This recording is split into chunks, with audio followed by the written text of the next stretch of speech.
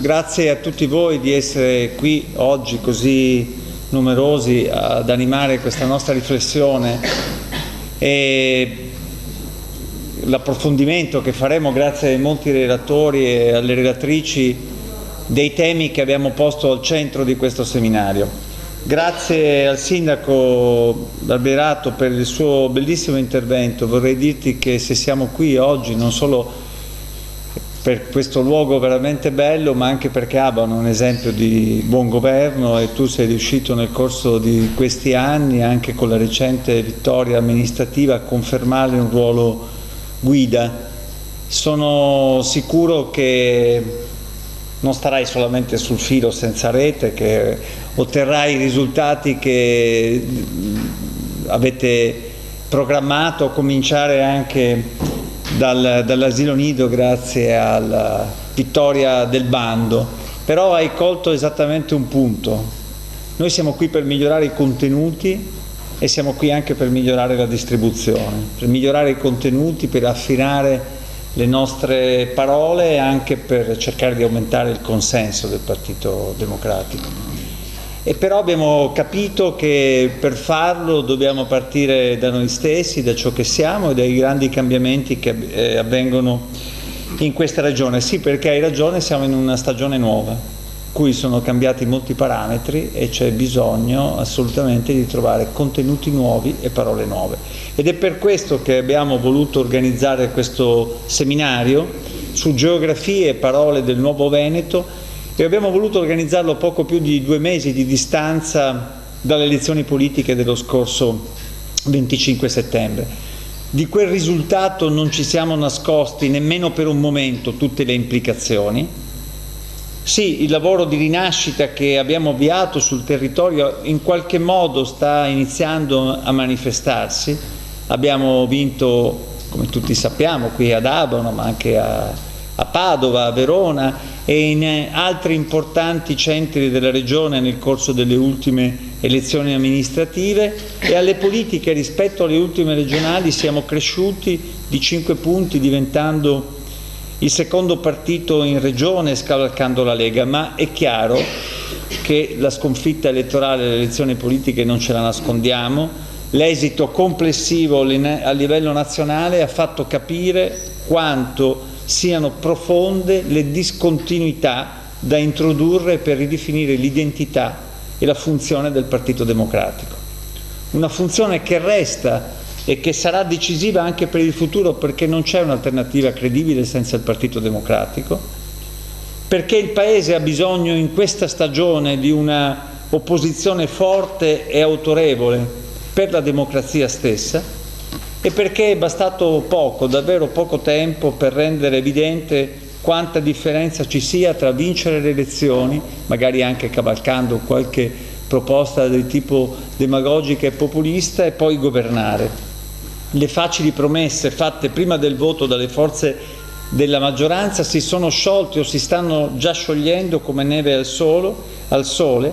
Al loro posto sono emerse approssimazione, demagogia, un'impronta dell'azione di governo marcatamente di destra.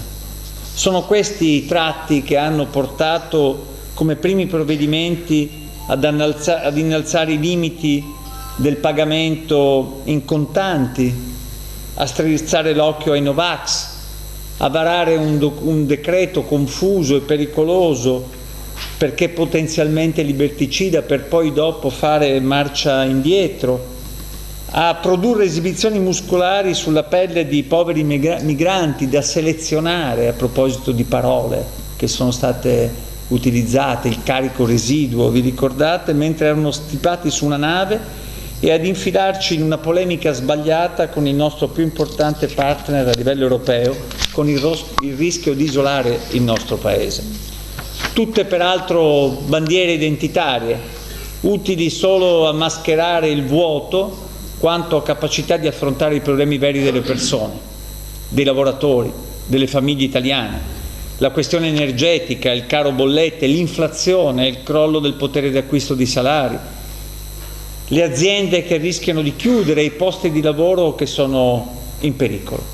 Vedete, la legge di bilancio che è stata presentata è proprio La dimostrazione di tutto questo è una legge di bilancio che abbiamo definito insufficiente, iniqua, totalmente priva di visione, ed è il manifesto più esplicito di questa incapacità, purtroppo per tutti gli italiani. Ed è per questo che c'è bisogno di un Partito Democratico rinnovato che torni al più presto in salute e che sia in grado di presidiare le principali linee di frattura che oggi attraversano il Paese. Un PD che sia in grado, in questo tempo di opposizione e poi di costruzione di un'alternativa alla destra, di esercitare un ruolo attivo rispetto alla difesa dei valori della Costituzione, ai suoi principi, rispetto alla centralità del lavoro e della sua dignità, a supporto da dare al mondo delle imprese, al governo delle transizioni e alla ricerca di una crescita che sia sostenibile dal punto di vista ambientale e sociale, e al sostegno, l'ho messo per ultimo ma vorrei metterlo per primo, del nostro sistema sanitario e del nostro sistema scolastico. Se siamo qui, se abbiamo voluto ritrovarci qui in questi 2 giorni ad Abano, è per animare un confronto sulle dinamiche politiche ed istituzionali, economiche e sociali che attraversano la nostra regione. Lo abbiamo voluto fare con alcune delle migliori figure di esperti e studiosi che potevamo coinvolgere, che ringrazio per aver voluto essere qui con noi questa mattina. Con loro ho concordato i titoli delle loro relazioni, poi non ho concordato più nulla. Diranno quello che vorranno, metteranno a disposizione del Partito Democratico i loro consigli, i loro suggerimenti. Abbiamo bisogno di analizzare e capire che cosa sta accadendo nella nostra società e in Veneto, partendo proprio dalla prossimità. È da un po' di tempo che nella lettura dei giornali mi soffermo sempre di più sulla cronaca, perché dice molto di politico rispetto ai classici retroscena e ai dibattiti di posizionamento. Nella cronaca c'è molto di ciò di cui come politica ci dobbiamo occupare. Fenomeni come le baby gang, i femminicidi, la discriminazione di genere sono di grande rilevanza, sono campanelli d'allarme di cui la politica deve accorgersi. Lo stesso vale per il dramma degli incidenti stradali o per le criticità ambientali. Oggi ho visto che la Marmolada riapre, ma i problemi enormi sono ancora tutti lì. Oppure il tema della subsidenza, che è ritornato alla nostra attenzione per la scelta del governo di prevedere nuove trivellazioni anche sul delta del Po. Noi dobbiamo fare lo sforzo come PD territoriale di arrivare prima e di analizzare in profondità ciò che si sta muovendo nel profondo del Veneto. Dobbiamo dotarci di uno stetoscopio per fare una diagnosi, per lanciare le nostre ricette. Siamo dentro al percorso ampio, aperto, inclusivo che porterà alla nascita del nuovo PD e alla scelta di una leadership forte attorno alla quale riconoscersi e ripartire. La politica del resto ha bisogno anche di velocità e richiede questo, e sbaglieremo a sottovalutare un aspetto che piaccia o meno, ma è centrale.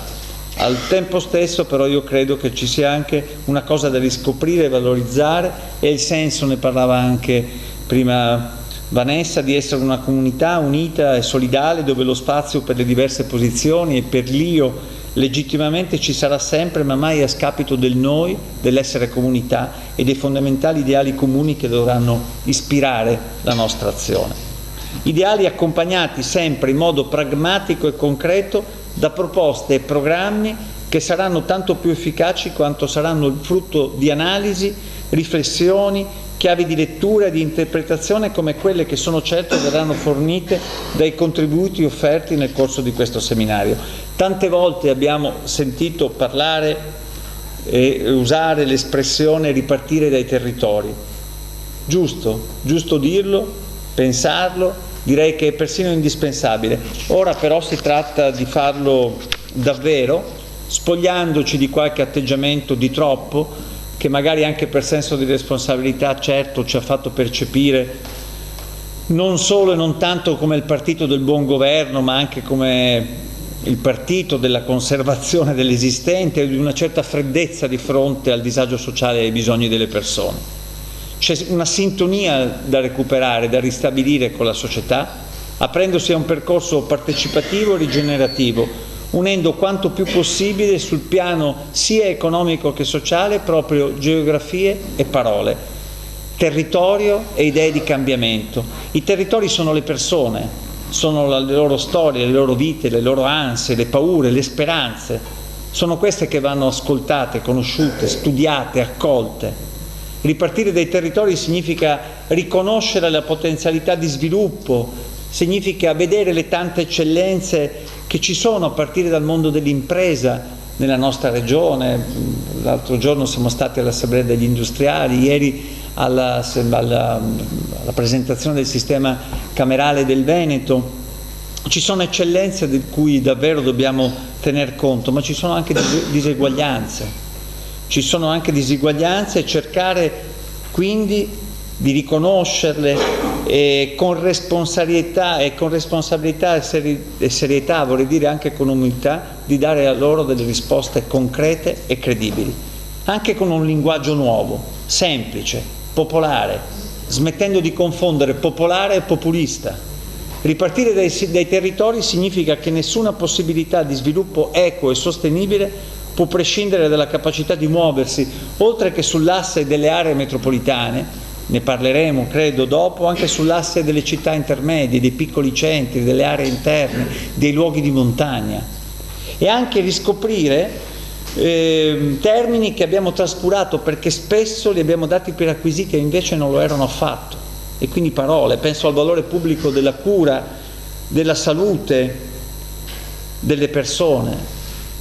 Il sindaco ha parlato giustamente delle IPAB, quell'emendamento l'abbiamo presentato già noi per riparare a una riforma che per 20 anni la Lega non ha fatto e che pone adesso nelle condizioni di poter intervenire con degli aiuti giustamente per le IPAB, per i disabili, per tutto il Veneto, superando il fatto che quella riforma non è stata fatta, proprio dalla Regione Veneto, che pensa molto spesso di rappresentare un'eccellenza da ogni punto di vista. Penso quindi ad una sanità efficiente in grado di farsi carico di bisogni emergenti. Penso al valore pubblico dell'istruzione, al tema del lavoro, del come conciliare crescita e competitività con diritti e benessere dei lavoratori. Penso al valore della rete pubblica dei servizi, ne parleremo anche oggi, il valore del terzo settore, del privato sociale, declinato in quel principio di sussidiarietà che fa la differenza sui territori per arrivare laddove il pubblico non riesce ad arrivare.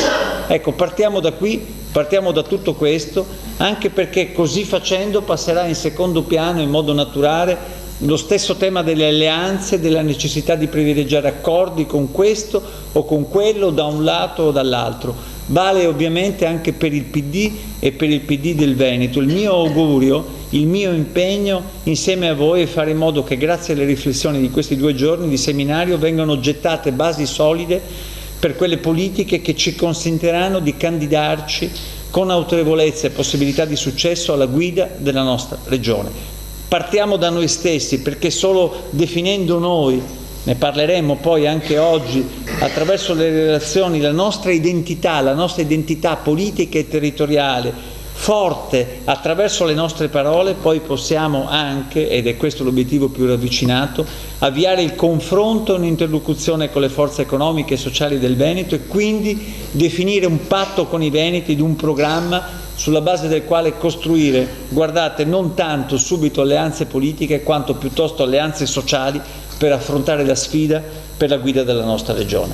Ecco, io sono stato fin troppo lungo, oggi siete venuti principalmente per ascoltare le relazioni dei nostri esperti, ma volevo dirvi perché abbiamo fatto questo seminario e perché ci crediamo molto e perché continueremo in questa azione anche nei prossimi mesi, perché il Partito Democratico deve tornare ad essere, come quando è nato, una speranza di cambiamento per l'Italia e per il Veneto. Grazie.